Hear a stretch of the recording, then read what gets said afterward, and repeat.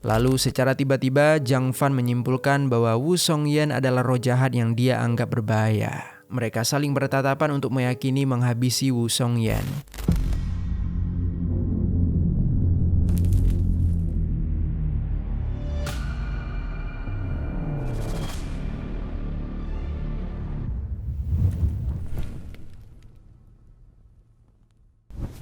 Halo pendengar kisah, selamat datang kembali di channel ini, tempat di mana kami akan membahas kisah-kisah kriminal nyata yang terjadi di seluruh dunia. Kami berharap semoga kalian semua dalam keadaan sehat walafiat dan dijauhkan dari mara bahaya. Hari ini kami akan membahas sebuah kasus pengeksekusian yang bermotif begitu aneh di Tiongkok pada tahun 2014. Di sebuah restoran McDonald yang cukup terkenal, sebuah keluarga datang tanpa berbelanja. Mereka berjalan dari meja ke meja pelanggan lain untuk menyebarkan suatu pemahaman agama yang mereka anut.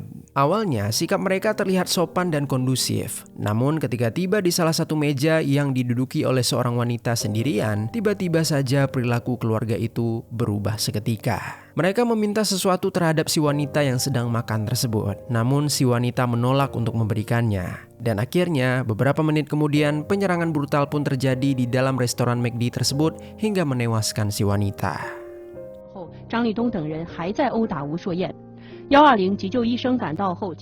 Lalu apa yang sebenarnya terjadi? Apa yang mereka minta terhadap si wanita tersebut? Dan mengapa mereka nekat mengeksekusi seseorang di depan khalayak ramai?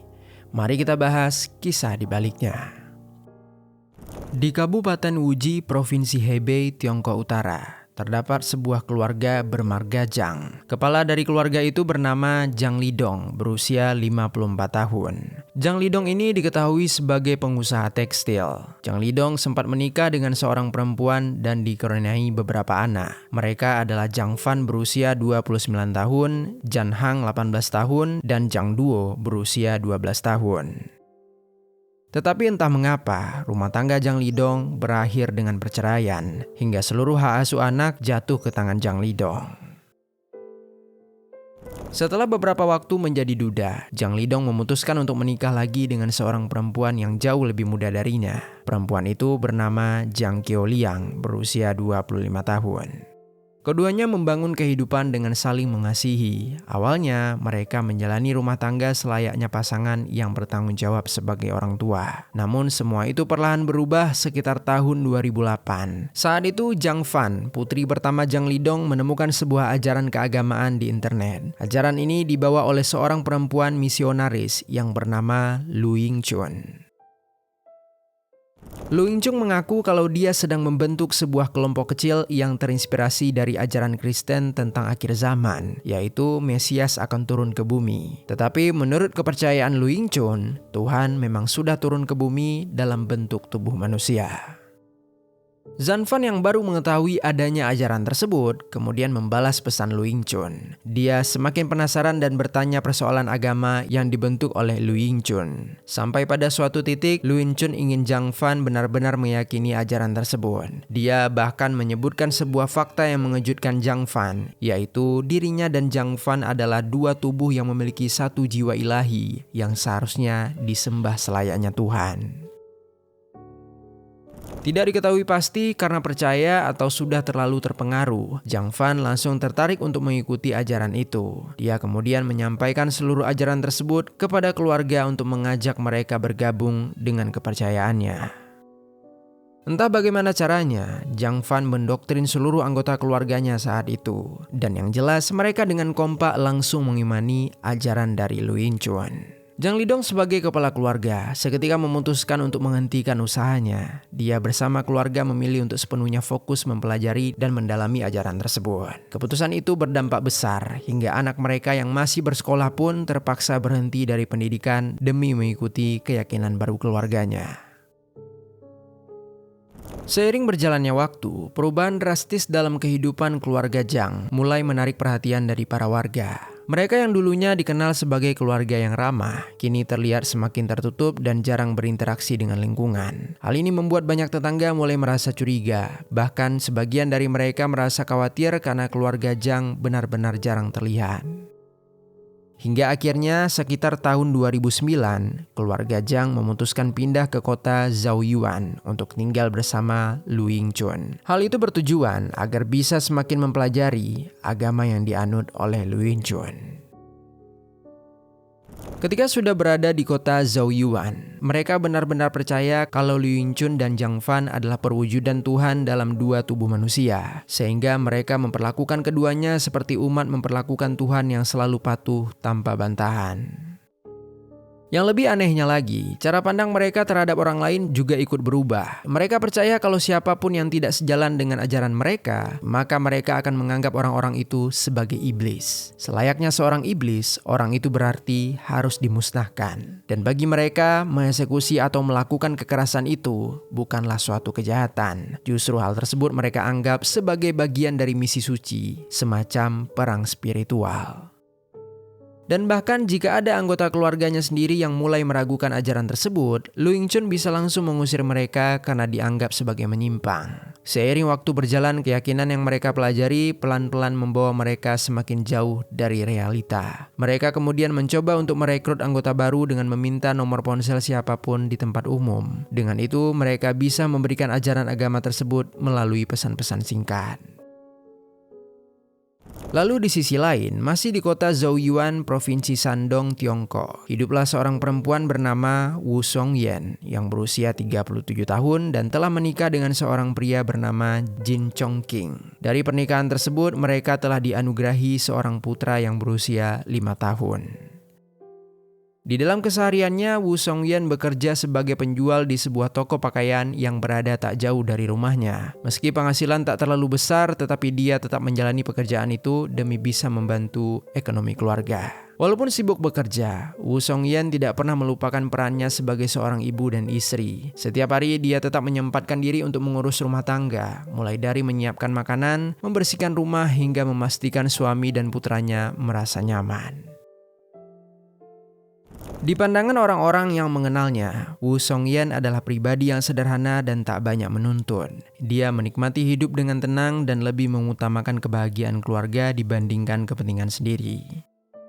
Hubungannya dengan tetangga juga terbilang baik. Dia sering bergaul dengan orang-orang sekitar setiap kali ada waktu luang. Oleh sebab itulah, Wu Songyan pun dikenal sebagai perempuan pekerja keras, ramah, dan penyayang.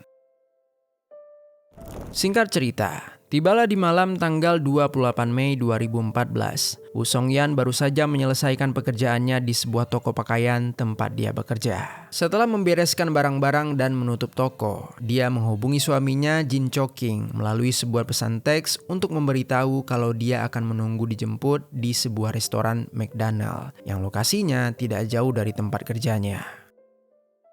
Malam itu suasana di sekitaran lokasi cukup ramai dengan aktivitas orang-orang masih berlalu lalang. Tanpa menaruh curiga sedikit pun, Wu Songyan berjalan menuju ke McDonald tersebut. Sesampainya Wu Songyan di sana, sekitar pukul 9 malam, Wu Songyan duduk di salah satu meja. Tak lama berselang, ada sebuah kelompok berisi 6 orang yang masuk ke dalam McDonald itu. Mereka adalah keluarga Zhang dan juga Lu Yingchun. Wu Songyan melihat dengan jelas kalau kelompok tersebut berjalan mendatangi setiap meja. Dari kejauhan terdengar samar kalau kelompok itu memberikan ceramah singkat tentang agama, lalu diakhiri dengan meminta nomor ponsel korban. Mungkin beberapa pengunjung memberikan nomor asli, tetapi juga ada yang sekedar memberikan nomor palsu agar interaksi itu cepat selesai. Hingga akhirnya kelompok tersebut sampai ke meja Wu Songyan.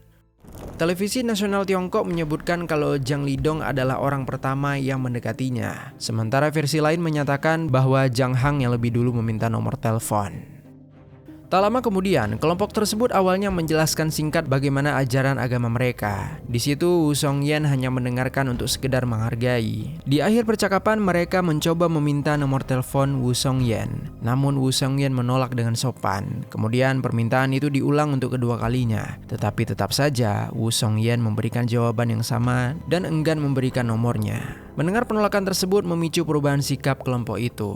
Mereka sempat berdiskusi singkat. Lalu secara tiba-tiba Zhang Fan menyimpulkan bahwa Wu Songyan adalah roh jahat yang dia anggap berbahaya. Mereka saling bertatapan untuk meyakini menghabisi Wu Songyan. Dalam hitungan detik, Zhang Fan langsung meraih sebuah kursi lalu mengayunkannya ke arah Wu Songyan. Woo Song-yen melawan, dia menghindar sambil menakuk kepalanya yang sempat terpukul. Perlawanan tersebut tampaknya memicu anggota lain. Jang Lidon berjalan ke salah satu sudut dekat kamar mandi. Dia mengambil sebuah pel dengan gagang logam. Jang Lidong kemudian melayangkan ke bagian kepala serta wajah Woo Song-yen. Di situ Woo Song-yen sudah mulai merasa kalau kepalanya telah dipenuhi cairan merah yang mengalir. Meski begitu, Jang Lidong terus mengayunkan pel tersebut ke Woo Song-yen hingga gagang pel itu patah.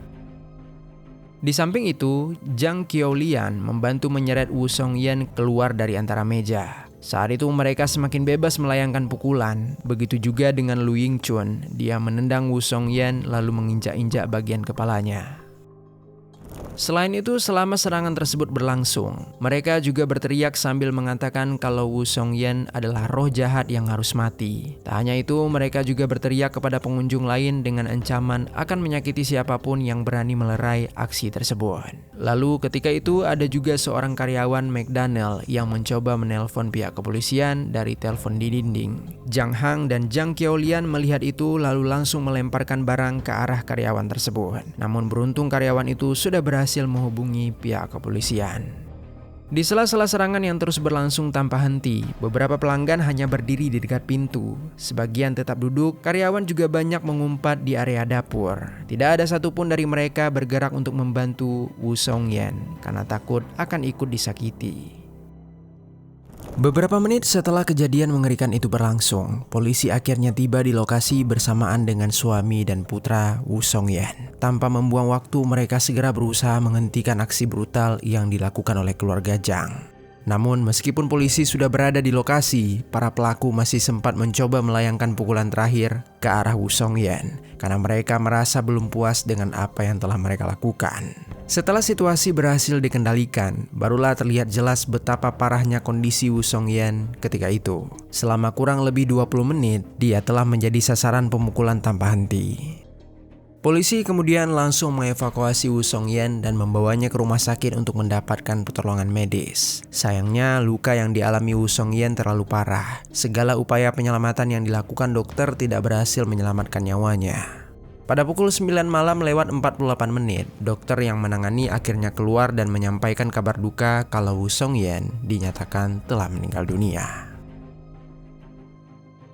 Di sisi lain, seluruh pelaku langsung ditangkap di restoran McDonald tersebut. 5 dari 6 pelaku dibawa ke kantor polisi yang sama, sementara Jang Duo yang masih berusia 12 tahun diproses secara terpisah karena masih di bawah umur. Mereka kemudian menjalani pemeriksaan intensif. Polisi mulai mengumpulkan barang bukti serta meminta keterangan dari para saksi yang berada di lokasi kejadian. Beberapa saksi mengatakan kalau sebelum penyerangan terjadi, para pelaku awalnya datang dengan sikap yang terlihat baik-baik saja. Mereka menjelaskan tentang ajaran yang mereka anut, lalu meminta nomor telepon para pengunjung dengan tujuan mengajak mereka bergabung. Sebagian orang memberikan nomor telepon mereka, namun ketika giliran Woo Song-yen, dia menolak dengan sopan. Tak lama setelah penolakan itu, serangan brutal seketika terjadi. Di momen ketika dia diserang tanpa henti, Woo Song-yen terus berteriak meminta pertolongan. Tetapi sayangnya tak ada yang berani mendekat karena jumlah pelaku yang cukup banyak dan mereka terus mengancam orang-orang yang ada di sana.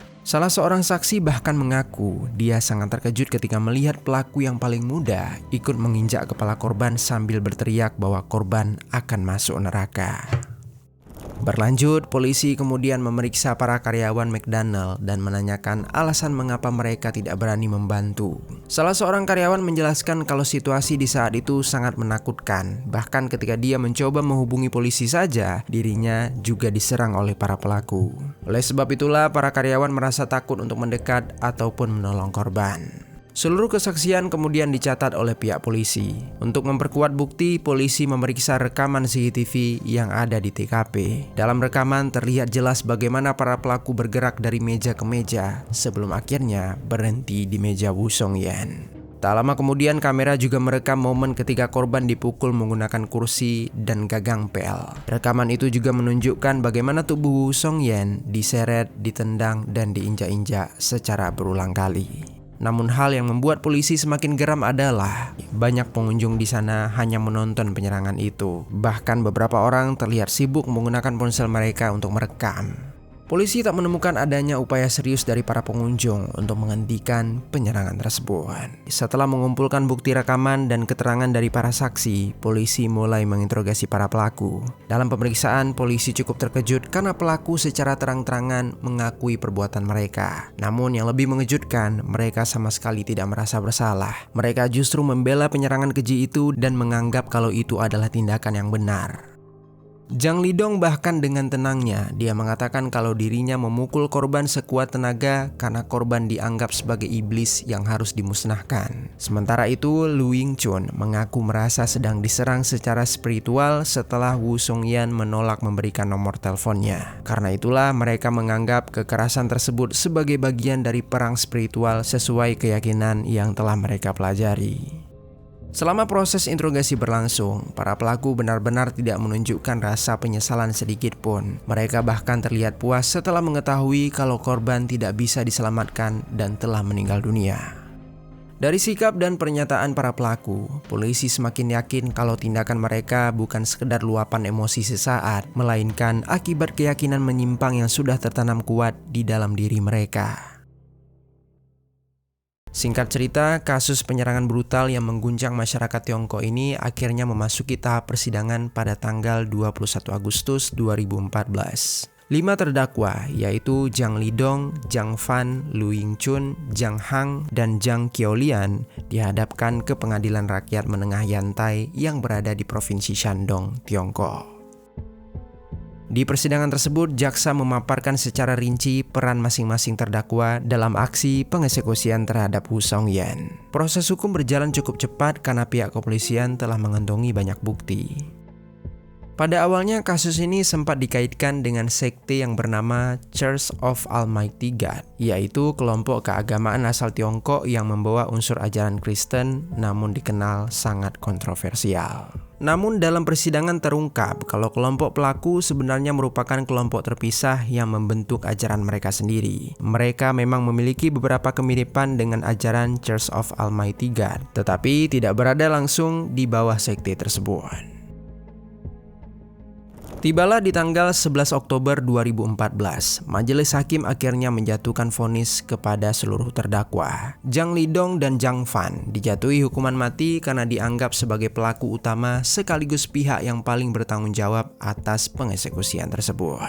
Sementara itu, Lu Yingchun dijatuhi hukuman penjara seumur hidup. Lalu 2 terdakwa lainnya, yaitu Zhang Han dan Zhang Qiulian, masing-masing dijatuhi hukuman 10 tahun dan 7 tahun penjara. Hukuman mereka lebih ringan karena tingkat keterlibatan mereka dianggap lebih rendah serta faktor usia juga. Hukuman mati terhadap Zhang Lidong dan Zhang Fan akhirnya dilaksanakan pada tanggal 2 Februari 2015. Menariknya, keduanya menghadapi hukuman tersebut tanpa adanya rasa takut. Mereka justru percaya kalau setelah meninggal mereka akan kembali ke surga. Bahkan menurut keyakinan mereka, hukuman mati dianggap lebih baik dibandingkan harus menjalani penjara seumur hidup.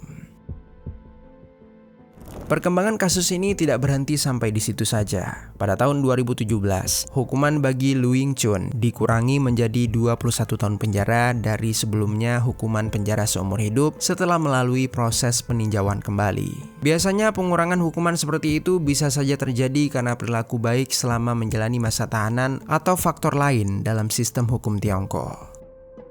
Sementara itu, nasib Zhang Duo, anak berusia 12 tahun yang juga berada dalam kelompok tersebut, dia tidak pernah dipublikasikan secara jelas oleh pihak berwenang.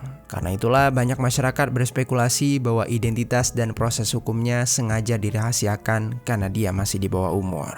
Hal tersebut sebenarnya juga memunculkan perdebatan di tengah masyarakat. Banyak yang mempertanyakan apakah pelaku dalam kasus kriminal sebesar ini pantas mendapatkan perlindungan hukum secara khusus hanya karena faktor usia. Di luar hukuman yang dijatuhkan kepada para pelaku, kasus ini juga memunculkan perbincangan terhadap isu sosial. Salah satu hal yang paling disorot adalah banyaknya orang yang menyaksikan kejadian tersebut, tetapi tidak ada yang benar-benar berani bertindak untuk menolong korban. Fenomena itu menunjukkan bagaimana seorang manusia bisa menjadi pasif ketika berada dalam situasi yang berbahaya dan penuh tekanan. Padahal jika para pengunjung dan karyawan saat itu bekerja sama untuk menghentikan pelaku, mungkin saja Woo Song-yen masih bisa diselamatkan. Sekecil apapun bantuan yang diberikan, tentu akan sangat berarti bagi korban dan keluarganya. Kini suami Woo Song-yen harus menjalani hidup sebagai ayah tunggal sambil menghadapi rasa kehilangan yang cukup mendalam. Sementara itu, putra mereka juga harus tumbuh tanpa kehadiran seorang ibu di sisinya. Seminggu setelah kejadian tersebut, suami Woo Song-yen membawa anak mereka kembali ke McDonald tempat tragedi itu terjadi. Mereka ketika itu mengenakan pakaian berkabung dan membakar persembahan untuk mengenang Woo Song-yen. Saat menyampaikan beberapa kata di depan orang-orang, sang suami mengatakan kalau putranya percaya ibunya akan terus melihat mereka dari surga di atas sana. Ucapan tersebut membuat banyak orang merasa sangat sedih setelah mengikuti perkembangan kasus. Selain meninggalkan duka yang cukup mendalam, kasus ini juga memicu kekhawatiran besar mengenai bahayanya fanatisme dalam beragama. Pada dasarnya, setiap orang berhak memilih keyakinannya masing-masing. Namun, ketika keyakinan itu berubah menjadi sesuatu yang ekstrim hingga membenarkan kekerasan terhadap orang lain, maka hal tersebut sudah melampaui batas. Kasus ini mendorong pemerintah Tiongkok untuk memperketat pengawasan terhadap kelompok-kelompok keagamaan tertentu serta mengambil langkah hukum yang lebih tegas. Sebab dampak dari tragedi ini tidak hanya meninggalkan trauma bagi keluarga korban, tetapi juga bagi para orang-orang yang menyaksikan langsung kejadian mengerikan tersebut. Sekian kisah hari ini, mudah-mudahan ada pelajaran baik yang dapat kita ambil. Dan sampai jumpa di kisah selanjutnya.